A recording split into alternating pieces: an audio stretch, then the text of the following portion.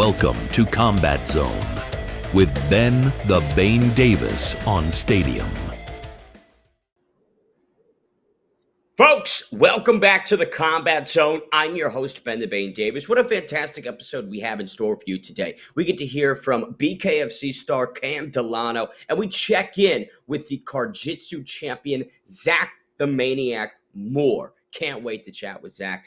Carjitsu, what a crazy sport taking over the scene. And we get into all of the UFC 318 fallout, both the fights and reaction from the fan base afterwards. But before we get into anything combat sports related, I want to tell you about this vicious sunburn that I'm currently dealing with. Maybe you can see it. Maybe the quality on my Mac laptop is hiding it. But boy, I'll tell you what, we did some whale watching down here in Cancun, swimming with the whale sharks. Once in a lifetime experience, bucket list. I highly encourage you to do it. But the problem is they were very strict on sunscreen usage. They said, hey, if you wear most name brand sunscreens, it's going to damage the reefs. It's going to damage, a lot of the sea life that we're going to be looking at and observing today. So we just strongly encourage you to not use it. And that kind of struck me as odd. Heading out into the middle of the ocean in Mexico, not using any sunscreen. I kind of thought what was going to happen would happen. But again, I wanted to abide by the laws that we have down here informally, and was like, sure, why not? It. And after about 8 hours in the sun with no sunscreen, I deeply regret that decision. I should have tried to find any sort of workaround, because I woke up the next day about as red as Clifford the dog. And when I tell you that it's hard to move or to put on a shirt, it's very challenging. I'm in quite a lot of pain right now. On a scale of 1 to 10, we might be hitting a 6.3. But all right, that's my experience in Cancun. Either way, sunburn or not, highly recommend anyone come down here if you can. Very fun. But talking about some other fun stuff, let's get into UFC 318, the last dance for the diamond. How rare is it in this modern UFC landscape that we get celebrations like this for fighters? I know that there's been a couple athletes that have retired in 2025 that have received video packages or some sort of a segment inside the ring commemorating their career, but we haven't seen anything to this scale. A quite literally curated and tailored pay-per-view in a fighter's choice of location against an opponent that they want. You just don't see athletes get this. And many might cite Dustin Poirier as somebody that, why does he deserve it? He's 1-5 in UFC title fights. Why would we make such a hoobah about him retiring, right? But that audience, I think, is a minority. I think most of the fan base enjoyed seeing this, myself included. Dustin Poirier is truly a legend of the game, right? When you think about people that are best to never win a title, his name is constantly in the top 1, 2, or 3. Usually not 3. And I wish we see more of this before we even get into the fight itself or, what had occurred on the rest of the card. I just want to say I wish we see more of this, because in my estimation, this is what will go a longer ways in terms of solidifying mainstream appeal for the UFC and mixed martial arts, this intense celebration of its athletes, this inflation of meaning that we're associating with these events. I mean, you felt like this was a special night when both those athletes made the walk, when the commentating and on-air team was discussing this high stakes marquee matchup and Dustin leaving the sport. It was in such a tone of reverence and appreciation that watching that on Saturday night just felt special. And I think what struck me at the conclusion of this card is how little you really feel that with modern UFC events. Fight nights feel quite unimportant in a lot of ways. Some of these pay-per-views are just lackluster. And I will say that most of UFC 318 on paper was not exactly barn burners to the highest degree. I mean, lack of ranked fighters, lack of seriously meaningful matchups. I will give it that. It sort of reminded me of UFC 246, Conor McGregor and Donald Cerrone, where it's just an incredibly top-heavy card. Everybody's pretty much only interested in the main event, and that's about that. And that's kind of the same for 318, but asides the point. You look ahead next month to DDP and Khamzat Chimaev, right? The next pay-per-view. And the co-main isn't even announced or done, right? Maybe they have it locked in behind the scenes, but the graphic during the UFC 318 broadcast promoting the next pay-per-view. Quite literally, he had TBD versus TBD in the co-main event. You're expecting me to pay $85.99, possibly more, plus an ESPN Plus account, maybe even UFC Fight Pass. You want to tack on that monthly subscription, and you're telling me that 4 weeks out from one of your biggest nights of the year, you do not have the co-main event, or you cannot announce that to the general public. That's just absurd, right? It makes me feel like this is not special whatsoever. And so that's why it was just so rare to have that experience on Saturday with Dustin Poirier's final fight. So without further ado, let's get into the fight itself. Now, Dustin is a bit aged. He's coming off of that fight against Islam Makhachev, where he was submitted in round number 5. He's taking a bit of time off. Max Holloway coming off of the knockout loss to Ilia Topuria, right? His final showing at 145 got stopped for the very first time by strikes. And there were questions in my mind about Max's durability. We know how hard Dustin hits. You know, we saw it in the first 2 fights that he had with Max Holloway, specifically the second, I think UFC 236, where he was just ping-ponging Max Holloway around the ring. Dustin couldn't seem to miss and couldn't seem to not hurt Max Holloway with any of those strikes. And so in my head, I'm like, okay, the most recent time these two have clashed, Dustin had such a big edge in power, and now you've got Holloway coming up for the first knockout loss of his career, heading back up to 155. It seemed like Dustin being lined as the underdog was incorrect, in my opinion. I was heading into this fight thinking that Dustin was going to look good, style on Blessed, and capture the BMF title in his swan song. Now, that's not at all what happened. Honestly, couldn't have been further from the truth. Max Holloway looked good. He looked great, even. This was such a really just firing on all cylinders version of Holloway. He looked fast, looked incredibly powerful. I mean, he dropped Dustin multiple times in this fight, hurt him, had him staggered and stumbled many sequences in many rounds. And it was, I would say, just surprising. You know, Max Holloway showed up and just did what he had to do. Outside of a finish, I thought this was an incredibly clean performance from him. And it echoed what he said after the Ilia Topuria fight, where he said, guys, this isn't a funeral. Don't be sad. I'll be back. Shows up, and man, that could not look farther from a dead body or somebody washed and past it in their career. Max Holloway at 155. Shark in the water? Potentially. Now, for Dustin Poirier, it looked a little bit like he'd lost a step, potentially. I don't want to, be too demeaning, but he is a bit older. I think the best days were behind him. And I think that he put so much into that fight with Islam Makhachev that anything afterwards might just be a little bit difficult, right, for him to get up and put that same amount of energy and training and focus and mindfulness. Anytime you have a fighter that's speaking about retirement and then they go into that retirement fight, they usually look a little worse. I don't know if that's just me that notices or feels that way, but anytime that the big R word is hung over any matchup, that fighter just feels like they suffer, and retirements don't really go all that greatly in mixed martial arts. And it looked like it was going to go very poorly for Poirier. I thought the train was off the tracks in round 1. Max Holloway dropped him very bad with a right hand. Dustin tried to get back to his feet, got floored with a left hook on his way back up, goes back to the canvas, and it almost seemed like Max was on his way to TKOing Poirier in the first round and just on everybody in New Orleans. That would have been the worst thing for that NOLA crowd, right? All the Louisianans, I think 16, 17,000 coming out, sitting through this card. Theo Vaughn being there 30 hours before the prelims began, just for Poirier to get dropped and stopped in round 1. That would have sucked, I think, for a lot of people. Thankfully, Dustin showed that durability, got back up, and pushed the pace in rounds 2 through 5. And we had a great back and forth. I mean, even Poirier dropped Holloway, had him hurt, had him, in some seriously bad moments. It was just an entertaining fight, close, competitive fight. But I just feel Max Holloway was better in those rounds and nearly pitched a shutout. I don't really have the scoring off the top of my dome, but I think 4 rounds to 1, 49-46 Holloway seemed fine. And when you say that, right, winning 4 out of 5 rounds. Some people might take away, oh man, Dustin got dominated again. No, that's not the case. It was a competitive, close fight.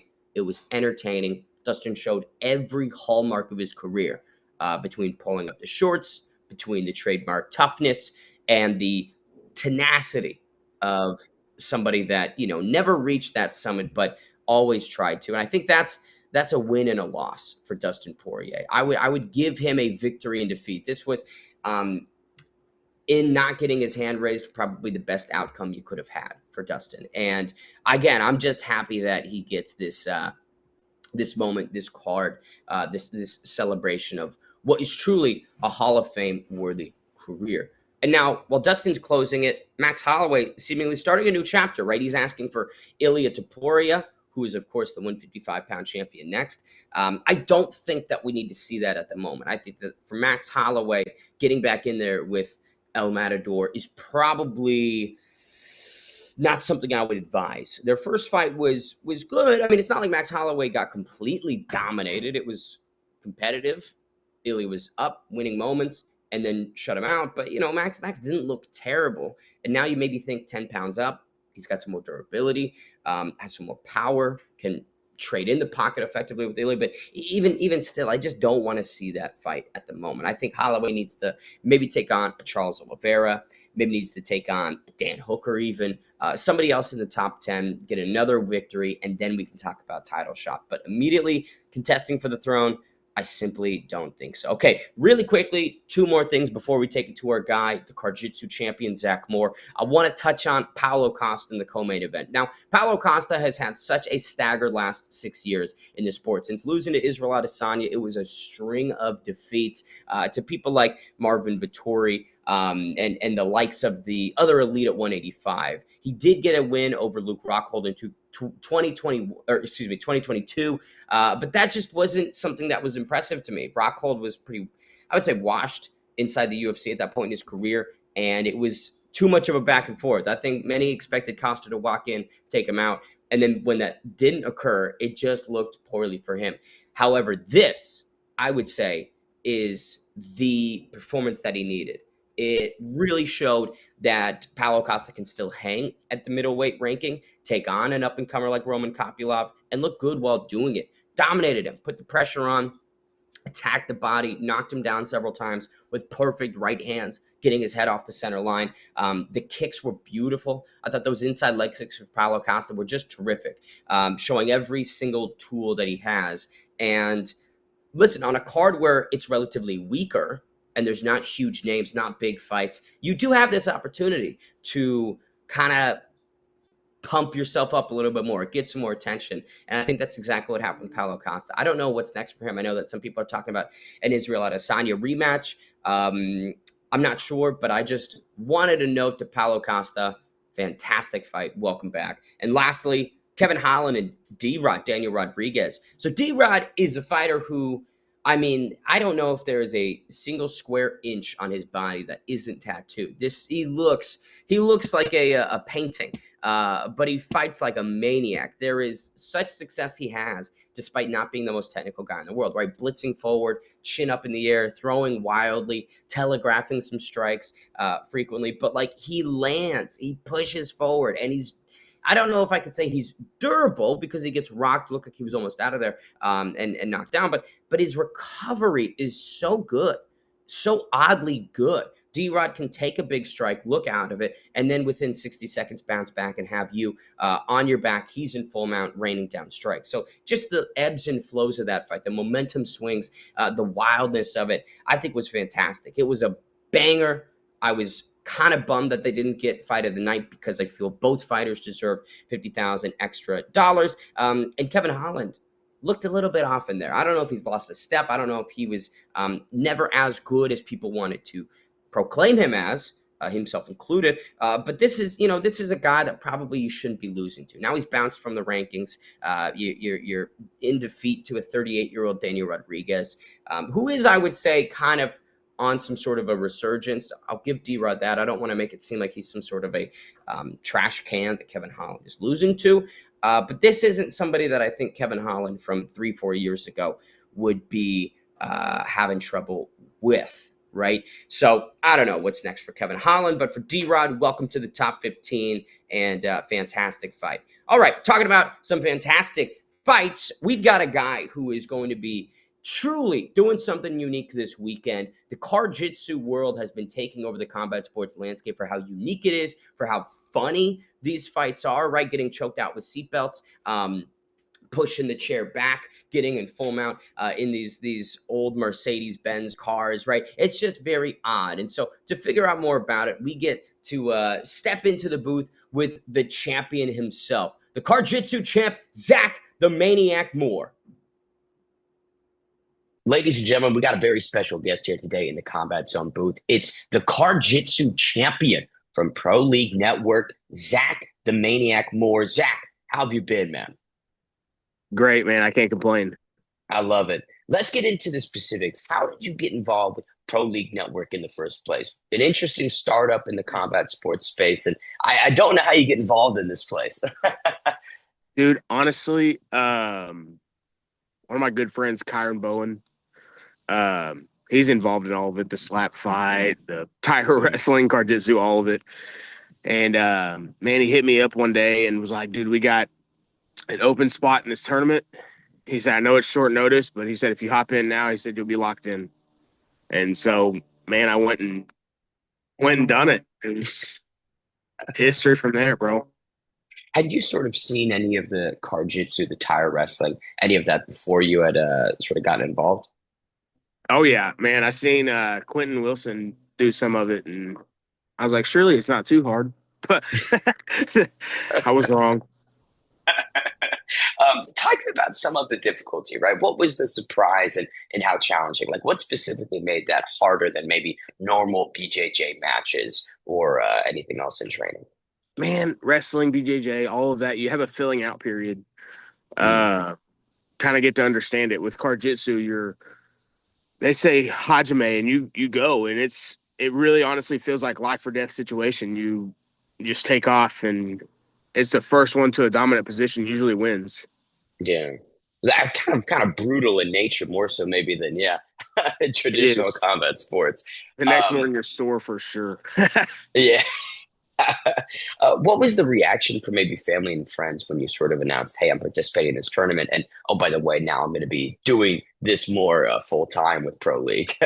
Honestly, I really didn't tell anybody. I didn't tell any friends or family about it. I just kind of went and done it, and then it just started popping up all over YouTube and TikTok, and my phone started blowing up. Like, dude, I just seen you on my For You page on TikTok. Like, so That is too funny. Why, out of curiosity, why not tell anybody? Why sort of moonlight as a Pro League Network athlete? I really wasn't sure where it was going to take off, Yeah, honestly. And in honestly, in the MMA world and jiu-jitsu world, you don't put yourself out there to do things that you might get hurt at. of course. Yeah, So yeah. probably look down on a little bit. But then, man, now it's everybody. All my MMA friends, all my jiu-jitsu and wrestling friends are wanting, like, hey, how do I get on? How do I do it? Yeah, you're So like, I don't want the soars over at LFA to see me get in a Jiu-Jitsu match. I'm curious, what was was there a training camp or was it more informal training, just sort of show up and wing it? How did you kind of prep for any of these events? and you really can't. It's Yeah, more of a mind thing. It's you go in there and you'll get in the car and you'll work on, holding your seatbelt or trying to get out faster and stuff like that. But there's really nothing you can do to train for it. wow. I Maybe love maybe that. some cardio. Getting on the treadmill, that's maybe about it. Yeah. Now I want to take it to your Carjitsu championship winning performance against Leroy Davis. Reflect on that match, right? You talk about the tournament making your way through these guys, and now you're the champion. That's kind of crazy. Let me see. Uh the first championship was Leroy. And man, I went out, to be honest, I had thought about it, and getting that nobody had used that lever to move the seat back like that. And so, I mean, if you can get into a more comfortable position, I can use more BJJ. Hmm. And when I got on top of him, I mounted him. I grabbed the lever on the side and just put all my weight into him, and now I'm in full mount position. And he Yeah. grabbed the seatbelt and tried to put it around my neck, and I just used. I mean, I'm obviously in a top position. He can't use his legs because they're bent over the seat, and Yeah. I'm in mount. So I pretty much just put all my weight and everything into the seatbelt. And I really honestly thought he was going to go out with it. I didn't expect him to tap. Yeah. And then the second round, I just kind of coasted through it. Why put myself in a bad position to possibly get choked out or something? So You're already up. Exactly. Yeah. Coast to the win. What made you sort of think about that innovating maneuver with the lever and putting the seat back? man, you watch it, you watch other people and see what they do and what they don't do, and try to figure out new things. You'll watch Mhm. people do. They'll use arm bars on the door frame, and stuff like that, and they'll climb out of the car and wait for somebody to come out with them. And as soon as they stick their head out, they'll use all the pressure, like in their back and belly, to try to push their head up into the top of the door frame to try to choke them out that way. I mean, you'll see things that people do and don't do, and think of what's next. Like in these new cars, in the driver's seat you can press the brake, Yeah. and the seatbelt will lock. And so it's harder to get that seatbelt to. It's because it'll lock here for the passenger to come up, to unbuckle and come over. Wow. You almost have to be like a mechanic as well as a great BJJ practitioner to sort of understand, the weapons Yeah. at your disposal. For sure.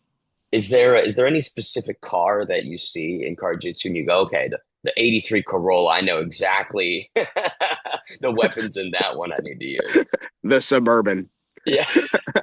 I'm a wrestler, so the more space, the better. I love it. Fantastic stuff from Zac the Maniac Moore. We hear from him more next on Combat Zone.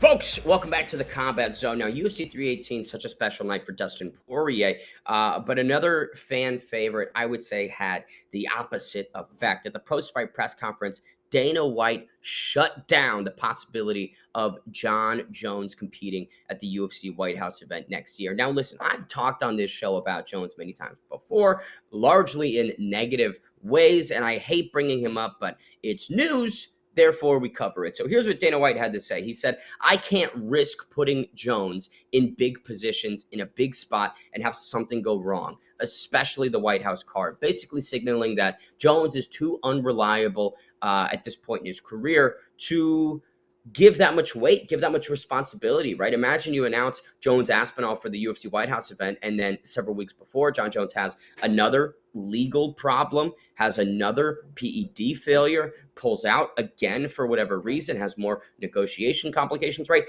The list is endless of issues that Jon Jones brings. He is such tarnished product at this moment that it is kind of crazy that people will still call him the GOAT. But right, so that's Dana White's comments on it. Jon Jones, of course, sees this, takes to Twitter like he has been going to so frequently. And because I don't want to paraphrase, I'll give you the full extent of this. It's a bit much. Maybe we'll put up a graphic of it for you to see. But here's what Jon Jones had to say. This is 11:30 a.m.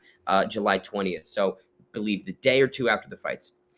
Jon Jones, I heard the comments made at last night's press conference. While I was a little disappointed, I'm still in the UFC's drug testing pool, staying sharp and continuing to train like a professional. I'll be ready for whatever comes next. In a recent interview, I shared that the opportunity to fight at the White House gave me something deeper to fight for, a why that goes beyond paychecks or belts. Fighting for my country gives me a greater purpose. The silver lining on all this is knowing the fans see my heart. They see I am ready and willing to take on anyone to represent my country on a historic stage. For me, it's never been just about the opponent. I'm chasing legacy, something timeless, something bigger than the moment. So for now, I'll keep grinding, stay patient, and stay faithful. I'm ready to fight on July 4th, #Independence Day.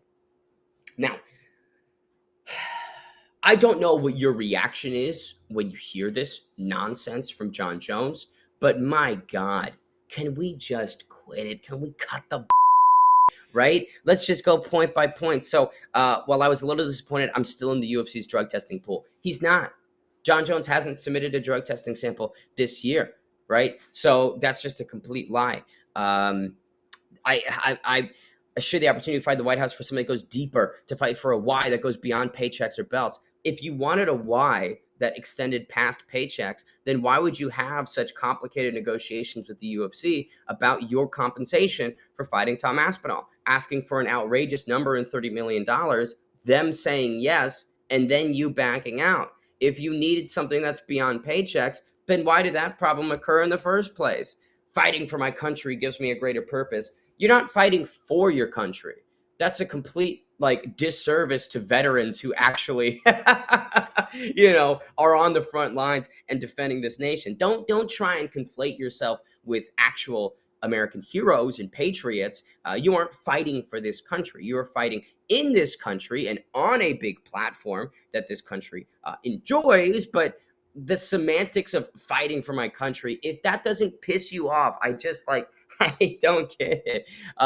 The silver lining, the fans see my heart. No, John, they've seen your heart. We've seen your heart many times over the last several years. And I'm sorry, but it is objectively not a good one. Not a good one. They see I'm ready and willing to take on anyone. That's another lie. Talk about the Francis Ngannou saga where he's avoiding Francis. Talk about Tom Aspinall avoiding Tom for 2 years. You aren't ready and willing to take on anyone. You have shown that with your actions, and trying to gaslight people on Twitter is stupid. For me, it's never been just about the opponent. I'm chasing legacy. Fighting a 42-year-old Stipe Miocic, who is 3 or 4 years removed from a disgusting, vicious flatline KO to Ngannou, taking on that guy isn't really the legacy play. That doesn't add to the legacy. That's a win with a massive asterisk over it.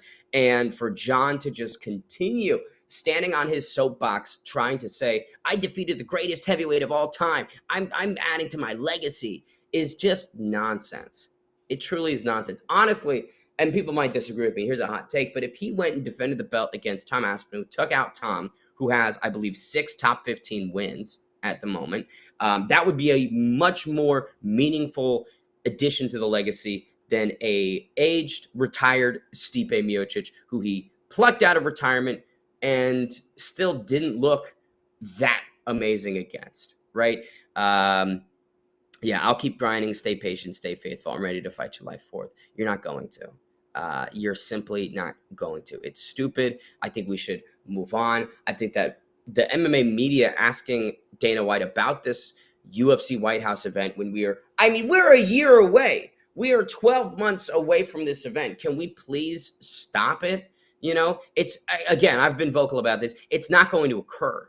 This event is not going to occur. And the fact that so many journalists and reporters want to keep bringing this up and beating this dead horse and trying to make this happen, God, it's just stupid. Because when they're asking Dana White about this, even if there is preliminary negotiations ongoing between the White House and the UFC, they're in such early stages that even asking him about this at a press conference is a waste of time. That's all this is. It's a waste of time. No questions about, the next pay-per-view or the co-main event, right? That isn't announced. But let's talk about John Jones at the White House. So dumb. And that brings me to a larger topic on mixed martial arts media in general. I think that a lot of fans have seen that in, I would say, the last 5 years, the MMA media landscape is just getting so watered down, so diluted. There's no real, I would say, legitimate journalists. It's just content creators and opinionists, which is all well and good. I think that that's fine. There's space for everybody. That's not what I'm trying to say. But it's annoying when that's all there is. I would say there needs to be more balance, because I'm personally not a fan of people getting access to these post-fight press conferences, asking questions like this: Dana, what are you drinking in your Power Slap cup? That was a actual question that was asked at the UFC 318 post-fight press conference. Dana, I gotta ask, what are you drinking in your Power Slap cup? Are you kidding me? That is ridiculous. That dude should have his his accreditation revoked and banned, blacklisted, because that's just stupid. That's just a waste of time. What a dumb question. Don't even give that person a mic, you know? And like, I'm all for wacky, unorthodox questions. When I've done media days for, Bellator, PFL events, I do enjoy kind of going off the beaten path with the line of questioning, but it's still something that pertains to the fights, and it still has some value. There is interest in the questions that I want to ask that are not about the fight or related to something else. There is nothing interesting about asking Dana White what he's drinking in his cup. Like, what do you even gain? You don't even get a soundbite, right? You don't even get a viral clip. The only thing that has some virality attached to that is how stupid it is. And maybe that's the crowd that thinks all PR is good PR. There's no such thing as bad PR. But I'm here to tell you that there is. And it's this. It's looking like a moron and wasting your time at a press conference. And now there's been such documented cases of journalists being banned, blacklisted, obstacles being placed in front of them. So I get what the UFC is doing. They, I think, favor and value the content creators and these people with big followings on TikTok, Instagram, whatever else, over actual reporters and journalists. And now there are, actual journalists there, right? I don't want to say that it doesn't exist completely. You've got guys like Aaron Bronstetter, who does fantastic work. Mike Bond, MMA Junkie. A lot of good dudes that show up. Oscar Willis from Mac Life, that will just do the reporting, just do the journalism for their outlets, which is great. But it doesn't move the needle as much as content creators. That clip of Dana, what are you drinking? I saw that more than probably anything that Bronstetter or Bond or Willis or anybody else asks at that press conference, which is kind of a shame, because I'd like to see the actual questions instead of dumb things going viral. But that's kind of the social media landscape we're in, unfortunately, right? We're in a place where the attention economy is so strengthened that we are willing to devalue the actual substance of these either post-fight press conferences, media days, pre-fight pressers, for those types of moments that don't really add value, that don't really add substance, but are so stupid that they get attention, right? And at the end of the day, I guess that's all that matters. But talking about attention, one thing that's got my full focus and something I'm fixated on is this weekend's Carjitsu event. We've got the champion himself, Zac the Maniac Moore, still in the booth. Let's take it back to Zac Moore to chat about some other things related to Carjitsu. Now, I'm curious, is there any maybe go-to maneuver from you in Carjitsu? Like, is there sort of an opening tactic that you always try, or kind of a greatest hits of weapons that you try to use? Mount, man, and keep your back on the ceiling as much as you can. If somebody can't attack your neck, they can't win. Well, not with me, anyways. You're not. I don't believe I'm going to get armbarred or triangle choked. So I keep my back to the ceiling as much as I can and fight from there.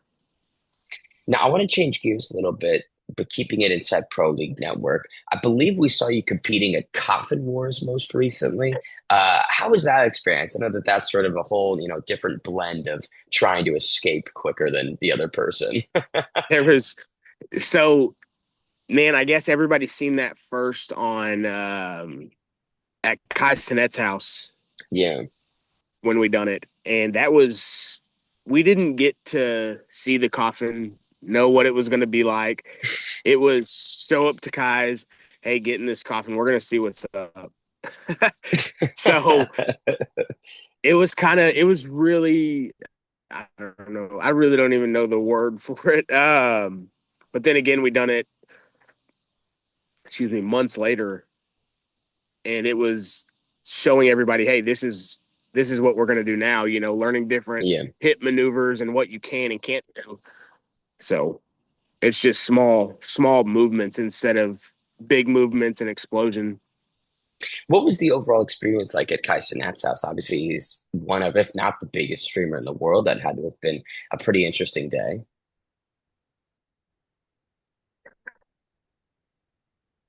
Yeah, it was. I, it was showing me all the things that I will never have. That dude's just the things that world, man, is just completely different than what we live in the everyday life. Those guys, they do whatever they want, man, all day long. Yeah, yeah. What was But the they also, craziest? the walking through Kai Cenat's house. Um,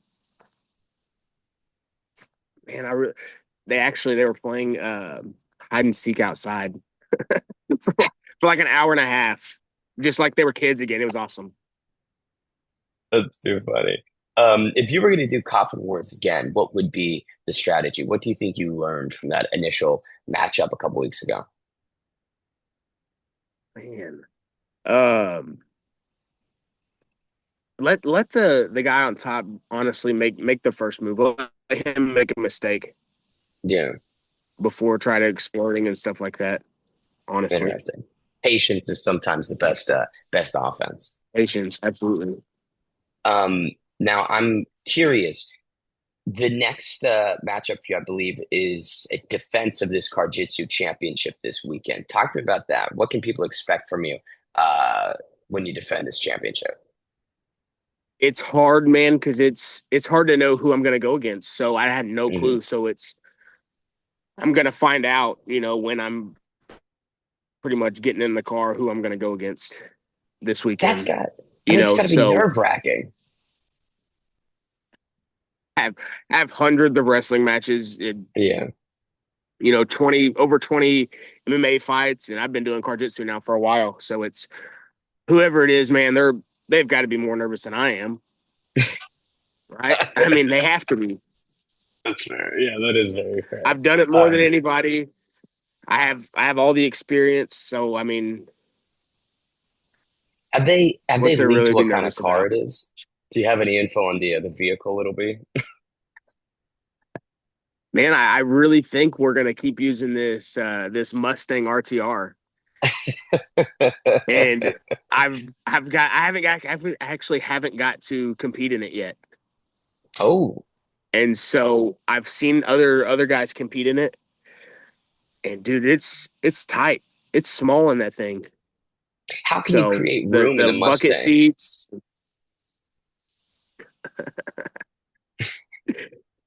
put the seats down, let's go to work. We were all 16 once, right? Everybody was in a Mustang. A universal experience, man, for sure. Right. Um, I want to change gears even further and talk greater about your mixed martial arts career because that's going incredibly well. Where did this all begin with MMA? Was it just a natural progression from wrestling? Um, Man, I actually got in a car wreck um a long time ago, and I fractured my spine and my sternum. And so I actually Wow. got out of it for a few years. And while I was going to chiropractor and physical therapy, they said, "Man, you got to keep being active, keep your back strong. You won't have problems with it." And I was like, "So what's the next step?" So I started getting into BJJ, and I was like, "Now I want to fight." You know, all these guys around me are fighting. I want to fight, and I mean, it took off from there. And I've got a couple friends that have been in the fight scene for forever. A couple friends that are signed with BKFC. Some UFC fighting friends. So There. Is that maybe the it's progression for you is get uh, to the UFC? yeah, that would be. I mean, I think everybody's goal Yeah. that that steps in a cage. To be honest, What sort of other goals do you have within combat sports? Are there boxes you want to check? Are there promotions you want to fight for? man, I enjoy the traveling, Yeah. and with Carjitsu and tire wrestling and coffin wars, I get to travel so much, man. JT and Pro League Network take care of me, and they bring us everywhere. So I love it. I love it. Last one for me. it's awesome. Why should people tune in to Pro League Network to watch you? What makes this Jiu-Jitsu Championship the must-see TV of the weekend? You don't see this everywhere, man. You see MMA fights every weekend. You see this stuff all the time. When do you see Carjitsu? Yeah. Never. I mean, you've got to tune in and see it. I And love it. who knows who I'm going against, man? There's new guys coming up all the time that I don't even know who they are sometime, man. The Carjitsu pool is circulating all the time. And so I may be going against a guy that I've never seen, big, strong guy, little lanky guy, you never know. So, I mean, my last Carjitsu match, I went against Ground Shark, Mm. which probably was one of my more nervous matches. Dude's just crazy. So, I mean, you never know. I may be going against Ground Shark again. What would your reaction be if He's in you that get in pool, the so what would your reaction be if it's Francis Ngannou in the car next to you?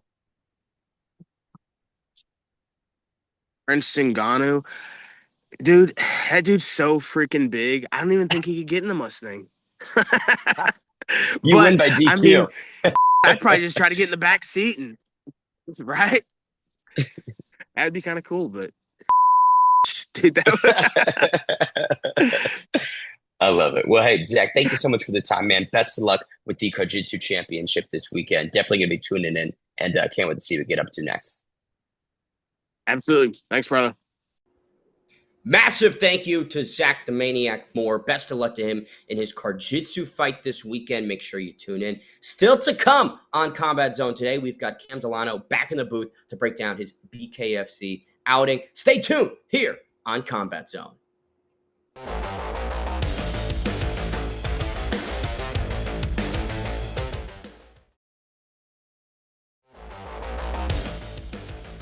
Folks, welcome back to Combat Zone. Now, last month, this professional bull rider went into the BKFC squared circle and came out victorious with a TKO. Cam Delano capturing so much mainstream interest for this career change.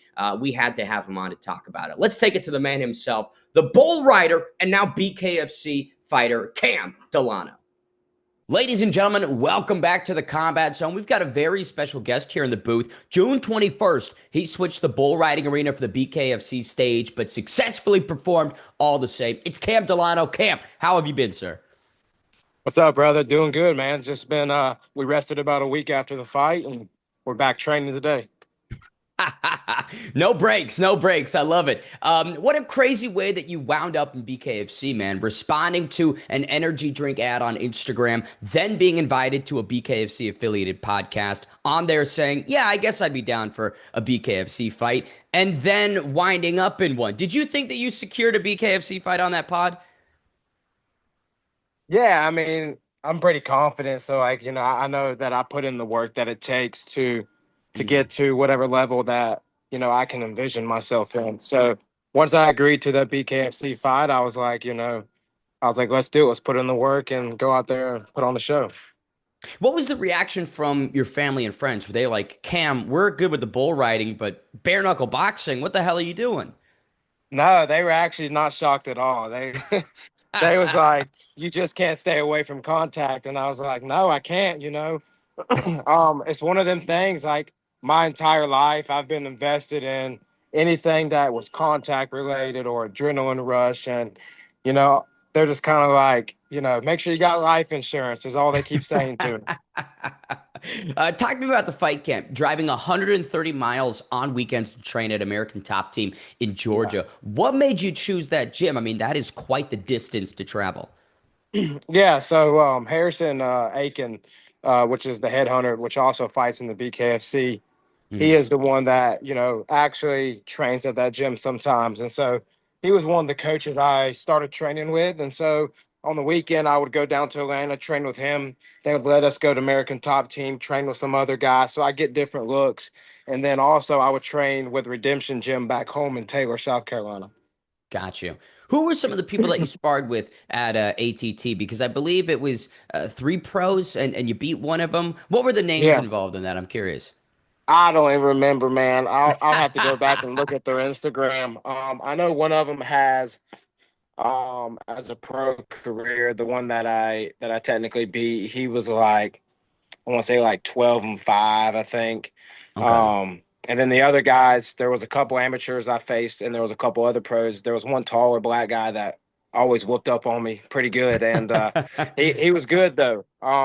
but it helped me get different looks because we didn't know how big Jesse was in this fight. We didn't know, anything really about him, but we knew that he was tall and lanky. And so it helped that I did train with a lot of taller guys. Me being 5'9", I'm kind of just an average guy, but I'm a little bit more thicker arms, but I got T-Rex arms. I got a 68-inch reach.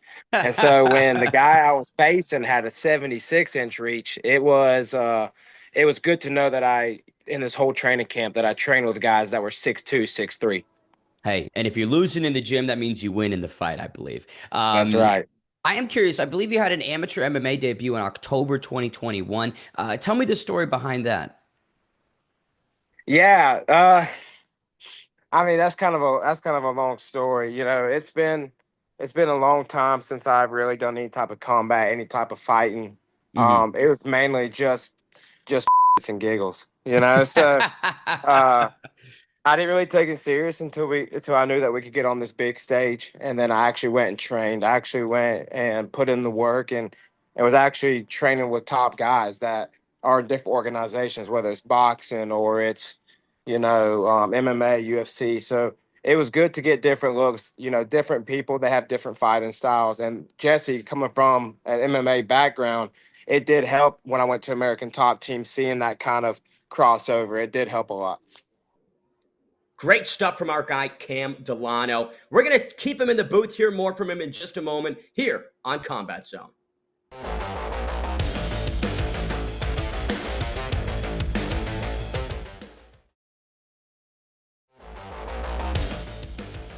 Welcome back to the Combat Zone. Still in the booth with us, undefeated BKFC fighter and professional bull rider, Cam Delano, giving us all the secrets. Let's take it back to the man himself, Cam. Such a wide array of things you do, Cam. Even bigger heart throughout all of it. What's next, man? Is it the return to BKFC next for you, or is it maybe return to PBR? When can we see you back soon in anything? Yeah, so I definitely once I got in that ring and I, went at it, I was like, this is me, bro. This is me. I've already been talking about the last year or so parting ways with the bull rider, and I'm not going to part ways with it completely because that's who I am, and I got such a big following in that organization. But man, I don't know. My body got beat up last year, and the whole plan was to take a rest this year from bull riding. And then I turned around and got into BKFC, and I felt great. Like I said, a week after the fight, which is today, I'm ready to fight again. My body don't hurt like it does in bull riding, but I got to stay present in bull riding. So whether I do 3 or 4 events a year, and then still fight, I don't know. We'll see. They sent me a email trying to get me to ride in one the day before the fight in Texas and Fort Worth. And so I was like, look, I got to fight. I can't do that, but I don't know. Bull riding might be next, depending on when this fight is. I have a feeling he's going to want a long camp. It don't matter to me. Like I said, I'm more ready, whether it's in 1 month or 6 months, I'll go out there and brawl. But Yeah. I don't know. I can do a PBR anytime. So you'll probably see me ride here in the next 2 months if I don't hear anything. Yeah, and hey, the best thing is always having options, man. You are not Correct. Yeah. thin on And anything we to do. also, hold on, we also got something with Mike Perry and Dirty Boxing. We're in talks with that too. So we'll All see. right, The thing is, I called Mike Perry out as well. I was like, hey, I'll get you in a couple of years once I get some more experience, but I'll brawl Mike Perry too. So at the end of the day, it's like, I got a lot of respect for Mike Perry. He's obviously a heck of a fighter, but I'm gonna go wherever the Lord takes me. So whether that's dirty boxing or bare knuckle or the bull riding, at the end of the day, I gotta make smart financial decisions for me, my future, and my family. So we'll see. I love it. Diving 2 feet in, standing 10 toes down. PBR, now BKFC, everything combat sports related. Cam Delano, thank you so much for the time, sir. And I can't wait to see you back soon. Thank you. What an installment of Combat Zone we had today. Massive thank you to the Carjitsu champ, Zac the Maniac Moore, and BKFC fighter Cam Delano for coming on. Once again, shout out Dustin Poirier. Hope you guys enjoyed that fantastic fight from him over the weekend. What a Hall of Fame career. And thank you for tuning in to this episode of Combat Zone. I've been your host, Ben the Bane Davis. I will see you next Wednesday here on the Combat Zone.